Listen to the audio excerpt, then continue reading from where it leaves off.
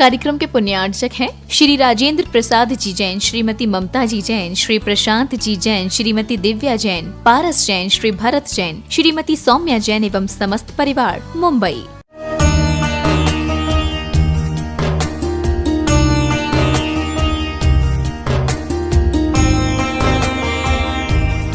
अहिंसा परमो धर्म की, महावीर भगवान की, प्रातः स्मरणे परम पूजाचार्य गुरुवर श्री विद्यासागर जी मुनि महाराज की जय।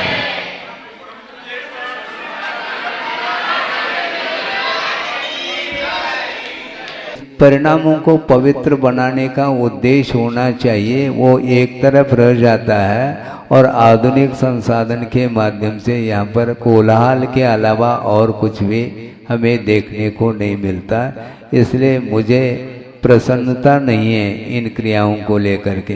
आप जानो, हाँ, वस्तुतः अपने भीतर ही परिणाम है, उन तो स्वतंत्रता के साथ आप अपने परिणामों को पवित्र बनाने में भी आपको पसीना सा आता है। हमें बात समझ में नहीं आती। यहाँ पर कोई भी पैसा खर्च नहीं हो रहा है। शांति के साथ, शालीनता के साथ बैठ करके यदि आप गुरु की, प्रभु की आराधना करते हैं तो कितनी शांति मिल सकती है। किंतु मोबाइल लेकर के आप लोग बैठे हैं, 2 मिनट के लिए तो कम से कम देशना सुनने के लिए बैठे हैं, इतना तो सोचना चाहिए।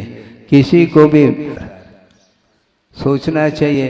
परिणामों को पवित्र बनाने का उद्देश्य होना चाहिए, वो एक तरफ रह जाता है और आधुनिक संसाधन के माध्यम से यहाँ पर कोलाहल के अलावा और कुछ भी हमें देखने को नहीं मिलता।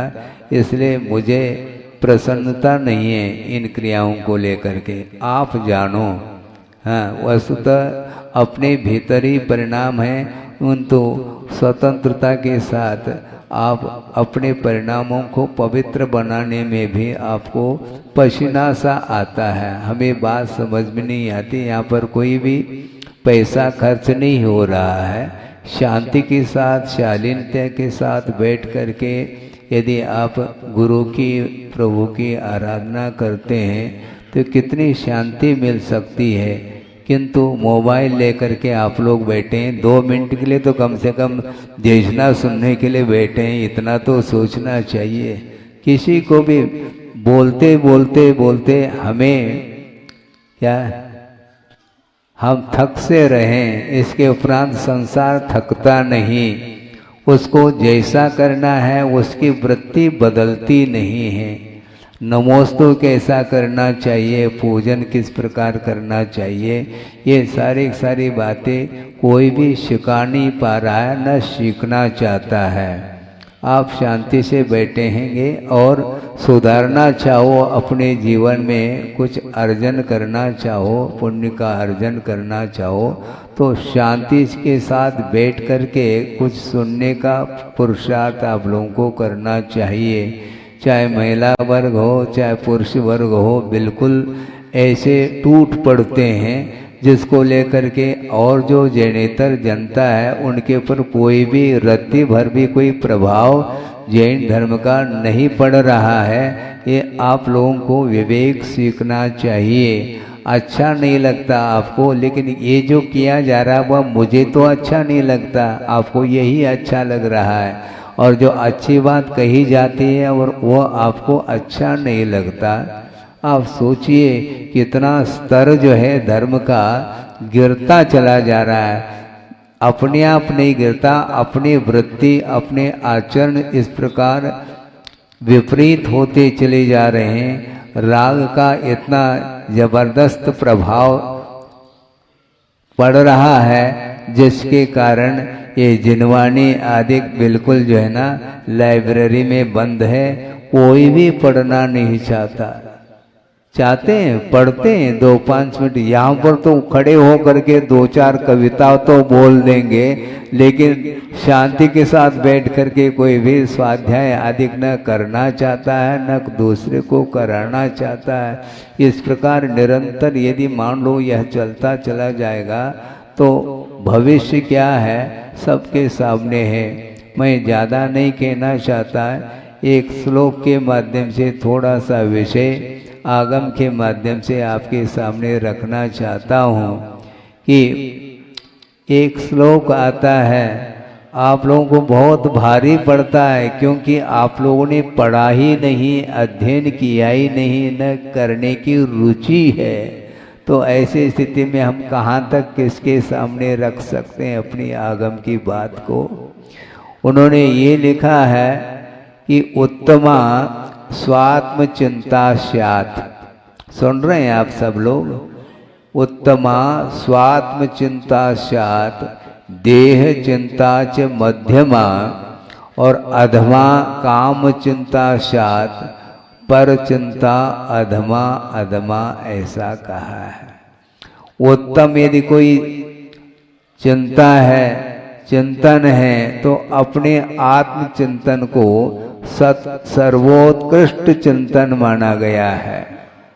और आत्मचिंतन करने के लिए सहयोग प्रदान करने वाला यह शरीर है, देह है, इसके लिए भी कुछ आवश्यकता पड़ती है, तो उस ओर दृष्टि जाती है तो उसको मध्यम कहा है। और विषयों की चिंता यह अधम मानी जाती है, और दूसरे के अहित की चिंता करना ये अधम से भी अधम अर्थात पाप से भी महान पाप माना गया है। आप सोचो, धार्मिक क्षेत्र में आप आते हैं, मंदिर में आते हैं, देव दर्शन किस प्रकार किया जाता है, किस प्रकार भावों को पवित्र बनाया जाता है, ये बिल्कुल देखने को नहीं मिल रहा है। केवल कैमरे के माध्यम से ही दृश्य देखने को मिलता है। भगवान के सामने भी यह वातावरण, पवित्र वातावरण देखने को नहीं मिल रहा है।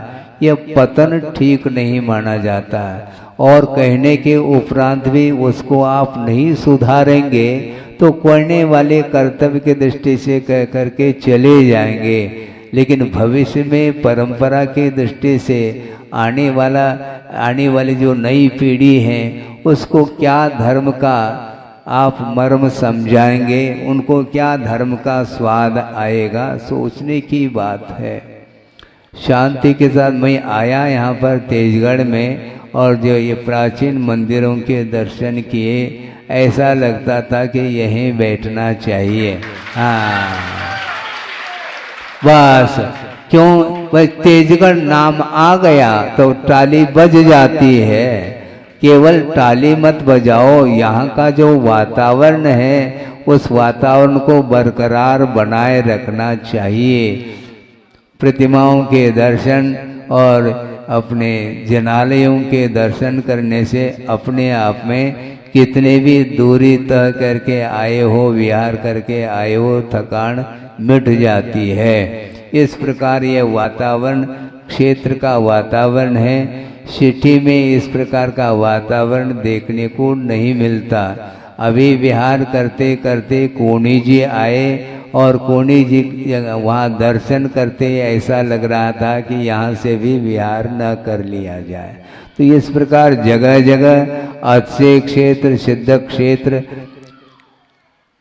मिलते हैं दर्शन करने के लिए, और वहाँ पर जाकर के शांति के साथ प्रभु की उपासना करने के लिए अवसर मिलता है। किंतु चाहे गांव में जाएं, चाहे बड़े बड़ी सिटियों में जाएं, वहाँ पर कोई भी वातावरण नहीं मिल पाता।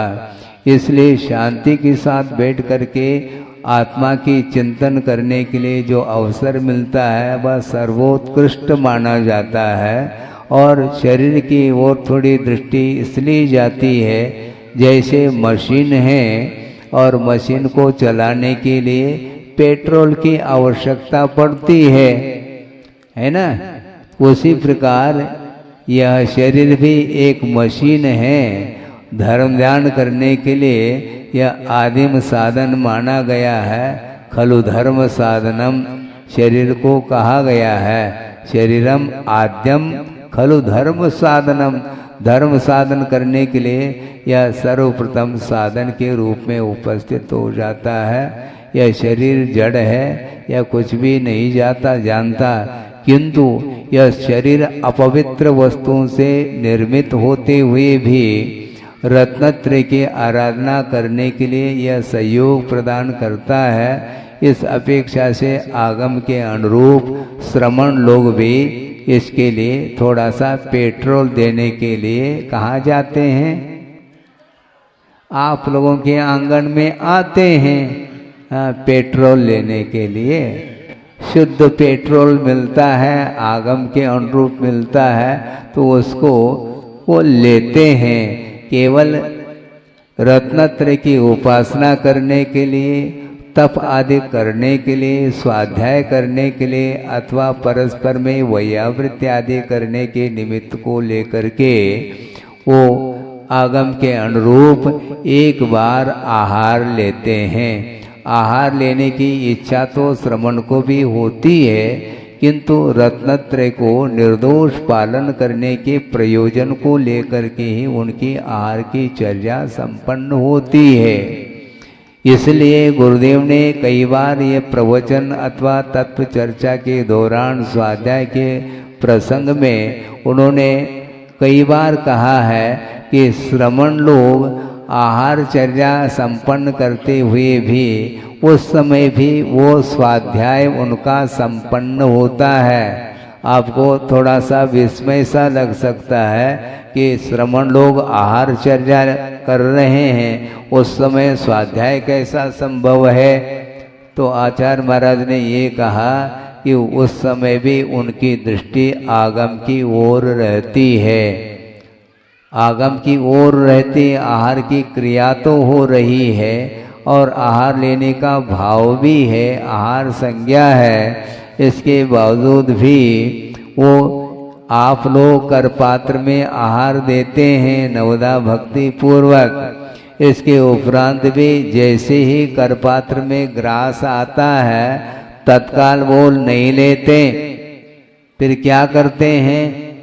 संशोधन करते हैं। इसी को ऐशना समिति बोलते हैं कि करपात्र में ग्रास आने के उपरांत उसका संशोधन करके उसमें कोई भी विपरीत तत्व न आए, बाल हैं, जीव हैं इत्यादि आ जाता है तो अंतराय का पालन करते हैं। इस प्रकार 32 अंतराय का पालन करते हुए 40 दोषों से रहित होकर के वो आहार करते हैं। और मुख में ग्रास है, इसके उपरांत भी स्वाद तो आएगा, ज्ञान तो होगा। मुख में ग्रास पहुंच जाए और संवेदन न हो ऐसा थोड़ी होता है।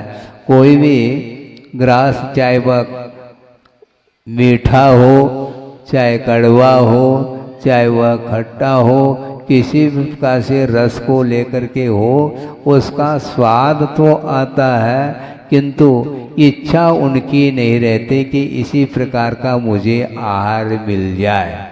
इसी को बोलते हैं कि रसनेन्द्रिय विजय बोलते हैं।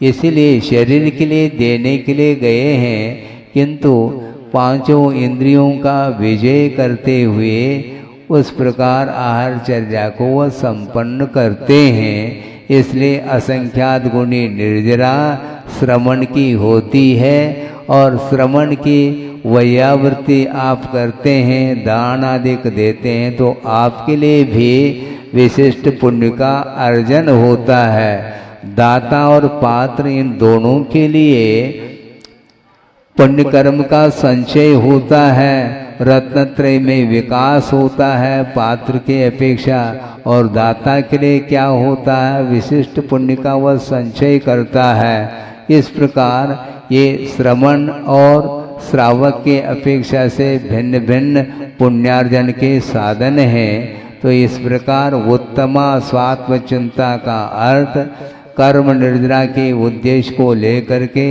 ये शरीर से आत्मा को पृथक करने के लिए शरीर का क्या स्वरूप है, आत्मा का क्या स्वरूप है, इस प्रकार चिंतन करते हैं और वो शरीर के प्रति भी थोड़ा सा सहयोग की अपेक्षा से ध्यान देते हैं। किंतु तीसरा ये है कि अधमा काम चिंता स्यात्, विषयों की चिंता यह अधम अर्थात पाप रूप है, ऐसा कहा है।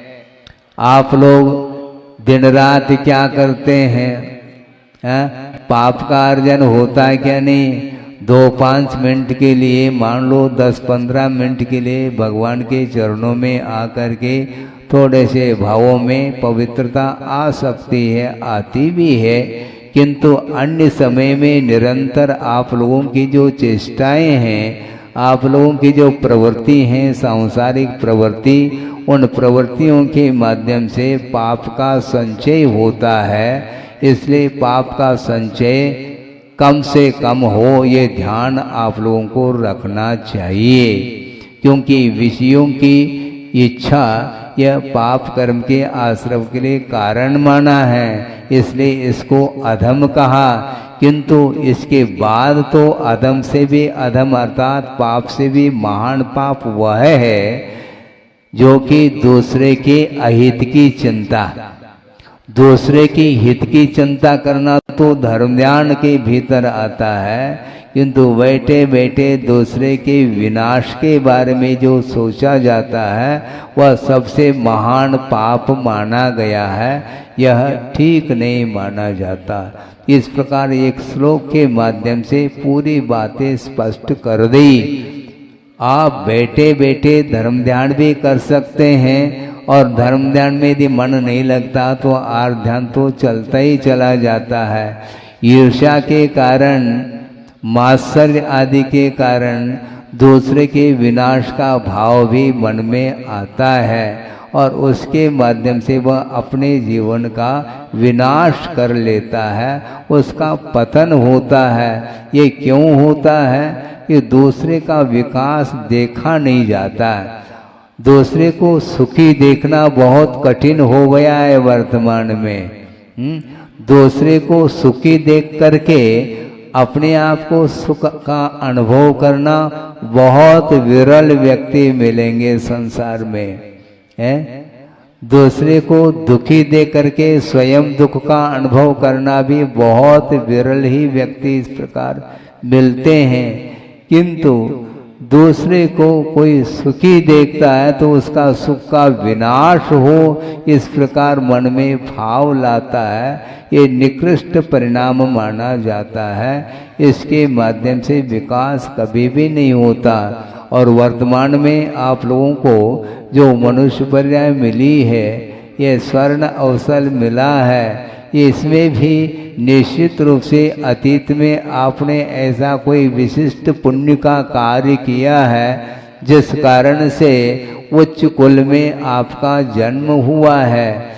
मनुष्य बनना दुर्लभ है, किंतु मनुष्य पर्याय मिलते हुए भी उच्च कुल को पाना यह भी उससे भी अत्यंत दुर्लभ माना गया है, क्योंकि संसार में मनुष्य पर्याय को धारण करने वाले कई जीव मिलेंगे, किंतु उच्च कुल के भीतर उच्च कुल में पैदा होना यह उससे भी दुर्लभ माना गया है।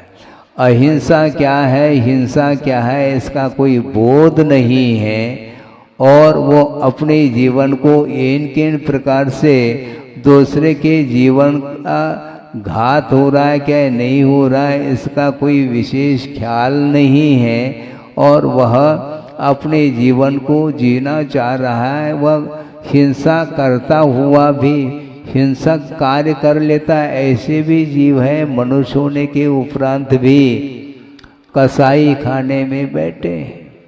कसाई जानते हैं, कषाय अलग वस्तु, किंतु कसाई वहाँ पर पशुओं का वध वो कर रहे हैं, और उसके माध्यम से अपना जीवन यापन करने का भाव उनके अंदर है। सोचो, विचार करो, कितनी क्रूरता होगी। उनको कोई महसूस नहीं होता कि मैं कोई अनर्थ कर रहा हूँ अथवा पाप कर रहा हूँ। उसको ज्ञान ही नहीं कि पुण्य और पाप होता क्या है, ये विवेक उसके अंदर नहीं है, इसलिए उसका पतन निश्चित है। और आप लोगों को ये सारा बोध प्राप्त कब हो रहा है? जैन कुल में पैदा होने के कारण धार्मिक संस्कार उसके अंदर आते हैं, इसलिए वह अपने जीवन में अहिंसा के लिए स्थान देता है, अहिंसा की उपासना करना चाहता है और करता भी है। इसलिए अपने को आधुनिक इन संसाधनों से दूर हट करके सात्विकता के साथ जीवन यापन करने से अहिंसा धर्म की उपासना बहुत अच्छे ढंग से हो सकती है और कर लेना चाहिए। जीवन का कभी भी अंत हो सकता है, आपको ज्ञात तक नहीं रहेगा। आप सोचो, जन्म का जो तारीख है वह फिर भी निश्चित हो सकता है, किंतु मरण का तारीख डेट कोई निश्चित नहीं है। कभी भी किसी भी निमित्त से किस क्षेत्र में किस रूप में उसका मरण होना है किसी को भी ज्ञात नहीं, किंतु मरण होना यह तो निश्चित है। ये जब यह निश्चित है, अपनी अपनी बार कहा जा रहा है, मरना सबको एक दिन अपनी अपनी बार कह रहे हैं, तो कभी भी वह नंबर आ सकता है। इस क्योंकि जन्म जिसका होता है तो मरण निश्चित रूप से होता है। इसलिए जब तक जीवन शेष है तब तक अपने को शांति के साथ विवेक के साथ विषयों और कषायों को कम करते हुए आप सच्चे देव गुरु शास्त्र की उपासना करने के लिए समय निकालो। बाकी बैठे बैठे 24 घंटा संसारी प्राणी विकताओं में लगा हुआ है, जिन विकताओं के माध्यम से अपना कोई भी जीवन का हित नहीं हो सकता, और हित का यदि होगा तो सत कथाओं के माध्यम से होगा।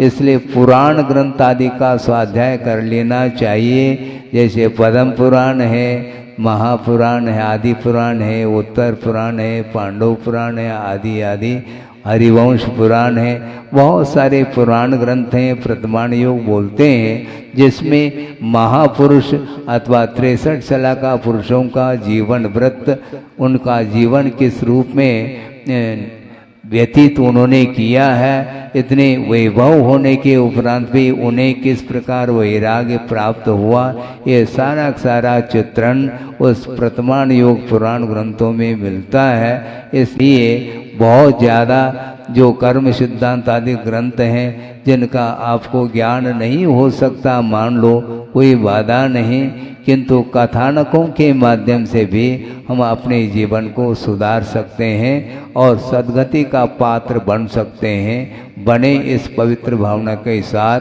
अहिंसा परमो धर्म की जय। परिणामों को पवित्र बनाने का उद्देश्य होना चाहिए, वो एक तरफ रह जाता है और आधुनिक संसाधन के माध्यम से यहाँ पर कोलाहल के अलावा और कुछ भी हमें देखने को नहीं मिलता।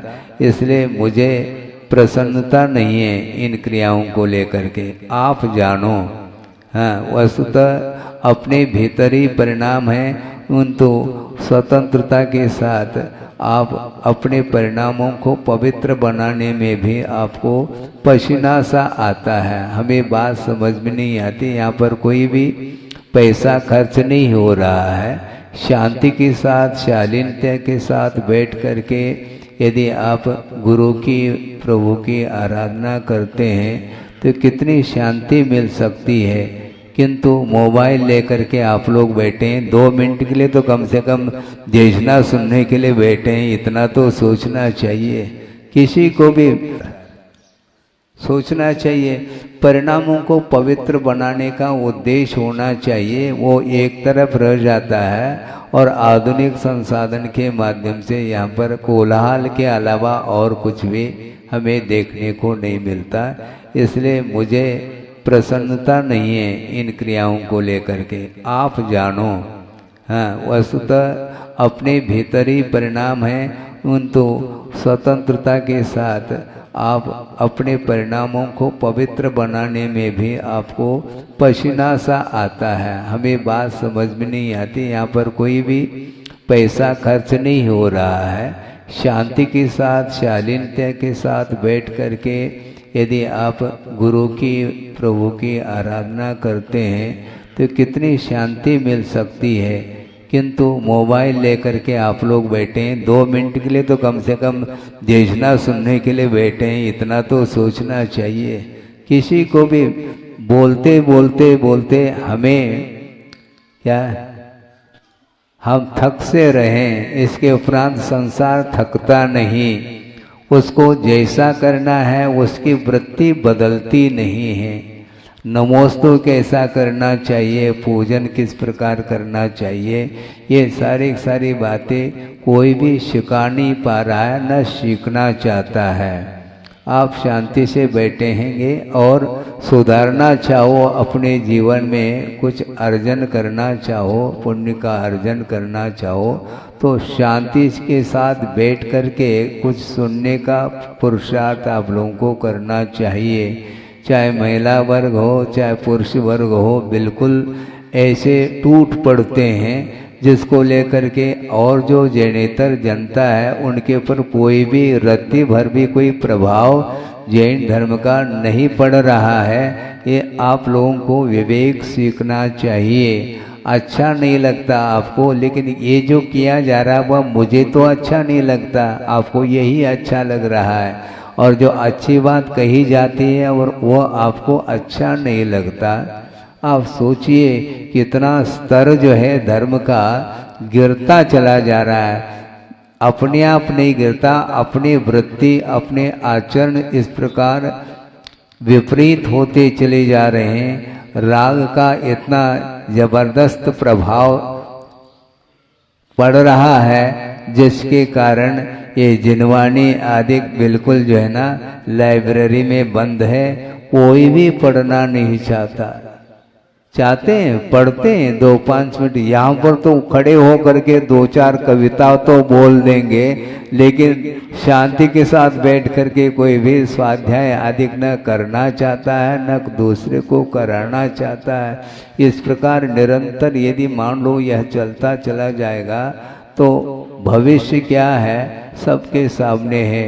मैं ज़्यादा नहीं कहना चाहता, एक श्लोक के माध्यम से थोड़ा सा विषय आगम के माध्यम से आपके सामने रखना चाहता हूँ कि एक श्लोक आता है, आप लोगों को बहुत भारी पड़ता है क्योंकि आप लोगों ने पढ़ा ही नहीं, अध्ययन किया ही नहीं, न करने की रुचि है। तो ऐसी स्थिति में हम कहाँ तक किसके सामने रख सकते हैं अपनी आगम की बात को। उन्होंने ये लिखा है कि उत्तमा स्वात्म चिंता स्यात्। सुन रहे हैं आप सब लोग? उत्तमा स्वात्म चिंता स्यात्, देह चिंता च मध्यमा, और अधमा काम चिंता स्यात्, पर चिंता अधमा अधमा, ऐसा कहा है। उत्तम यदि कोई चिंता है, चिंतन है, तो अपने आत्म चिंतन को सर्वोत्कृष्ट चिंतन माना गया है। और आत्मचिंतन करने के लिए सहयोग प्रदान करने वाला यह शरीर है, देह है, इसके लिए भी कुछ आवश्यकता पड़ती है, तो उस ओर दृष्टि जाती है तो उसको मध्यम कहा है। और विषयों की चिंता यह अधम मानी जाती है, और दूसरे के अहित की चिंता करना ये अधम से भी अधम अर्थात पाप से भी महान पाप माना गया है। आप सोचो, धार्मिक क्षेत्र में आप आते हैं, मंदिर में आते हैं, देव दर्शन किस प्रकार किया जाता है, किस प्रकार भावों को पवित्र बनाया जाता है, ये बिल्कुल देखने को नहीं मिल रहा है। केवल कैमरे के माध्यम से ही दृश्य देखने को मिलता है। भगवान के सामने भी यह वातावरण, पवित्र वातावरण देखने को नहीं मिल रहा है। यह पतन ठीक नहीं माना जाता है, और कहने के उपरांत भी उसको आप नहीं सुधारेंगे तो करने वाले कर्तव्य की दृष्टि से कह करके चले जाएंगे, लेकिन भविष्य में परंपरा की दृष्टि से आने वाली जो नई पीढ़ी है उसको क्या धर्म का आप मर्म समझाएंगे, उनको क्या धर्म का स्वाद आएगा, सोचने की बात है। शांति के साथ मैं आया यहाँ पर तेजगढ़ में, और जो ये प्राचीन मंदिरों के दर्शन किए, ऐसा लगता था कि यहीं बैठना चाहिए। हाँ बस, क्यों बस तेजगढ़ नाम आ गया तो टाली बज जाती है। केवल टाली मत बजाओ, यहाँ का जो वातावरण है उस वातावरण को बरकरार बनाए रखना चाहिए।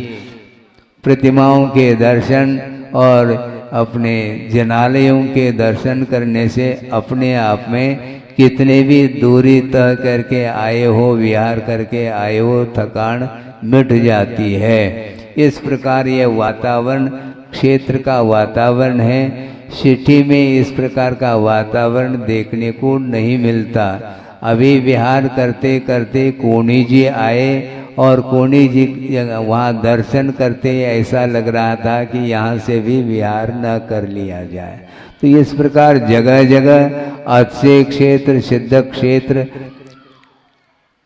मिलते हैं दर्शन करने के लिए, और वहाँ पर जाकर के शांति के साथ प्रभु की उपासना करने के लिए अवसर मिलता है। किंतु चाहे गांव में जाएं, चाहे बड़े बड़ी सिटियों में जाएं, वहाँ पर कोई भी वातावरण नहीं मिल पाता।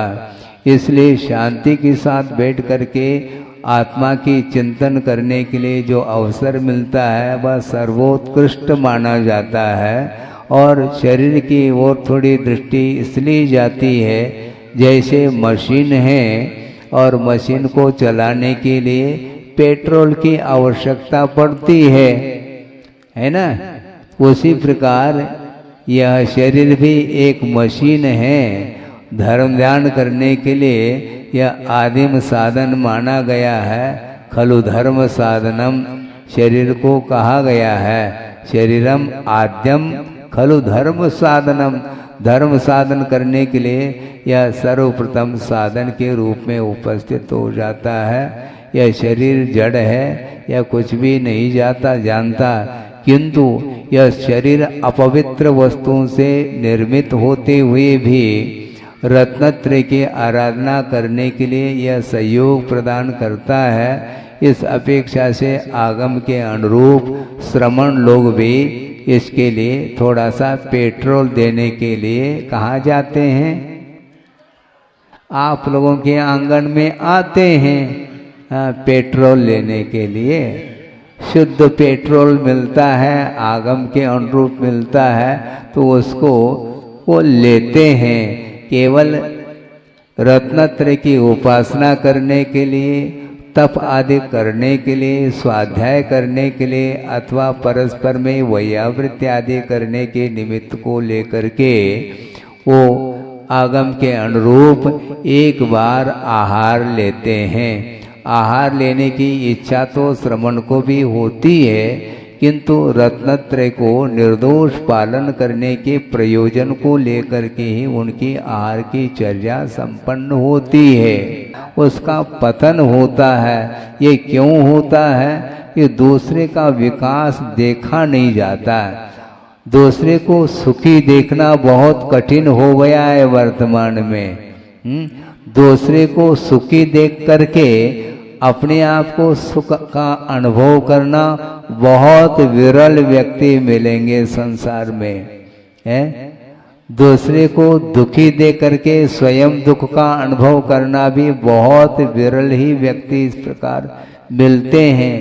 किंतु दूसरे को कोई सुखी देखता है तो उसका सुख का विनाश हो, इस प्रकार मन में भाव लाता है। ये निकृष्ट परिणाम माना जाता है। इसके माध्यम से विकास कभी भी नहीं होता। और वर्तमान में आप लोगों को जो मनुष्य पर्याय मिली है, ये स्वर्ण अवसर मिला है, इसमें भी निश्चित रूप से अतीत में आपने ऐसा कोई विशिष्ट पुण्य का कार्य किया है जिस कारण से उच्च कुल में आपका जन्म हुआ है। मनुष्य बनना दुर्लभ है, किंतु मनुष्य पर्याय मिलते हुए भी उच्च कुल को पाना यह भी उससे भी अत्यंत दुर्लभ माना गया है। क्योंकि संसार में मनुष्य पर्याय को धारण करने वाले कई जीव मिलेंगे, किंतु उच्च कुल के भीतर उच्च कुल में पैदा होना यह उससे भी दुर्लभ माना गया है। अहिंसा क्या है, हिंसा क्या है, इसका कोई बोध नहीं है और वो अपने जीवन को इन किन प्रकार से दूसरे के जीवन का घात हो रहा है क्या नहीं हो रहा है, इसका कोई विशेष ख्याल नहीं है और वह अपने जीवन को जीना चाह रहा है। वह हिंसा करता हुआ भी हिंसक कार्य कर लेता है। ऐसे भी जीव है मनुष्य होने के उपरांत भी कसाई खाने में बैठे। कसाई जानते हैं, कषाय अलग वस्तु, किंतु कसाई वहाँ पर पशुओं का वध वो कर रहे हैं और उसके माध्यम से अपना जीवन यापन करने का भाव उनके अंदर है। सोचो, विचार करो, कितनी क्रूरता होगी। उनको कोई महसूस नहीं होता कि मैं कोई अनर्थ कर रहा हूँ अथवा पाप कर रहा हूँ। उसको ज्ञान ही नहीं कि पुण्य और पाप होता क्या है, ये विवेक उसके अंदर नहीं है, इसलिए उसका पतन निश्चित है।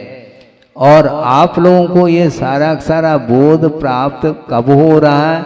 जैन कुल में पैदा होने के कारण धार्मिक संस्कार उसके अंदर आते हैं, इसलिए वह अपने जीवन में अहिंसा के लिए स्थान देता है, अहिंसा की उपासना करना चाहता है और करता भी है। इसलिए अपने को आधुनिक इन संसाधनों से दूर हट करके सात्विकता के साथ जीवन यापन करने से अहिंसा धर्म की उपासना बहुत अच्छे ढंग से हो सकती है और कर लेना चाहिए। जीवन का कभी भी अंत हो सकता है, आपको ज्ञात तक नहीं रहेगा। आप सोचो, जन्म का जो तारीख है वह फिर भी निश्चित हो सकता है, किंतु मरण का तारीख डेट कोई निश्चित नहीं है। कभी भी किसी भी निमित्त से किस क्षेत्र में किस रूप में उसका मरण होना है किसी को भी ज्ञात नहीं, किंतु मरण होना यह तो निश्चित है। ये जब यह निश्चित है, अपनी अपनी बार कहा जा रहा है, मरना सबको एक दिन अपनी अपनी बार कह रहे हैं, तो कभी भी वह नंबर आ सकता है। इस क्योंकि जन्म जिसका होता है तो मरण निश्चित रूप से होता है। इसलिए जब तक जीवन शेष है तब तक अपने को शांति के साथ विवेक के साथ विषयों और कषायों को कम करते हुए आप सच्चे देव गुरु शास्त्र की उपासना करने के लिए समय निकालो। बाकी बैठे बैठे 24 घंटा संसारी प्राणी विकताओं में लगा हुआ है, जिन विकताओं के माध्यम से अपना कोई भी जीवन का हित नहीं हो सकता, और हित का यदि होगा तो सत कथाओं के माध्यम से होगा। इसलिए पुराण ग्रंथ आदि का स्वाध्याय कर लेना चाहिए। जैसे पद्म पुराण है, महापुराण है, आदि पुराण है, उत्तर पुराण है, पांडव पुराण है, आदि आदि, हरिवंश पुराण है, बहुत सारे पुराण ग्रंथ हैं। प्रतमान योग बोलते हैं जिसमें महापुरुष अथवा 63 सलाका पुरुषों का जीवन व्रत, उनका जीवन किस रूप में व्यतीत उन्होंने किया है, इतने वैभव होने के उपरांत भी उन्हें किस प्रकार वैराग्य प्राप्त हुआ, ये सारा सारा चित्रण उस प्रतमान योग पुराण ग्रंथों में मिलता है। इसलिए बहुत ज़्यादा जो कर्म सिद्धांत आदि ग्रंथ हैं जिनका आपको ज्ञान नहीं हो सकता, मान लो, कोई बाधा नहीं, किंतु कथानकों के माध्यम से भी हम अपने जीवन को सुधार सकते हैं और सद्गति का पात्र बन सकते हैं। बने इस पवित्र भावना के साथ। अहिंसा परमो धर्म की जय।